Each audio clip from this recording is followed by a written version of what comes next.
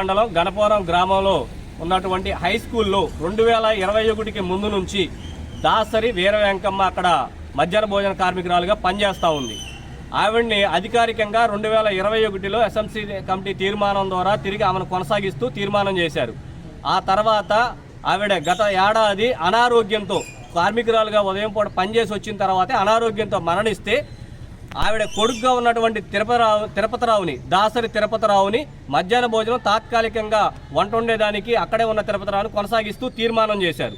తీర్మానం చేసిన తర్వాత ఇప్పటికీ స్కూల్స్ పాఠశాలలో ప్రారంభించి 6 నెలలు పూర్తి వస్తూ ఉంది. నూతనంగా తీర్మానం చేయలేదు. అంటే రాజకీయంగా మేము మా అవసరం వచ్చినప్పుడు పెట్టుకోవచ్చు కాబట్టి కింద తాత్కాలిక తీర్మానం అని ఆనాడు రాశారు. అదే కొనసాగించారు. అదే పాఠశాలలో దాసరి వీర వెంకమ్మ కోడలు తిరుపతిరావు భార్య స్కూల్లో స్వీపర్గా పనిచేస్తూ ఉంది.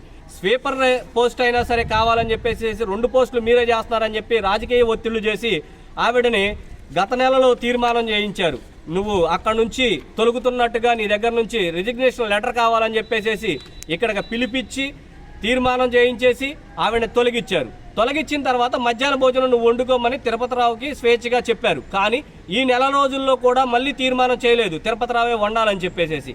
గత 2 రోజుల క్రితం మొన్న తిరుపతిరావుని తొలగిస్తున్నట్టుగా ఎస్ఎంసీ చైర్మనే వంట వండుతున్నట్టుగా ఒక దొంగ తీర్మానాన్ని అప్పటికప్పుడే రాజకీయంగా స్కూల్లో పక్కనే ఉంటున్న ఇల్లు అవడంతో అప్పటికప్పుడే పిలిపించేసి ఒక తీర్మానం చేపించేసి తిరుపతిరావుని తొలగించారు. ఇది అక్రమ తొలగింపు, రాజకీయ వేధింపులని మేము సిఐటియుగా దీన్ని తీవ్రంగా ఖండిస్తా ఉన్నాం.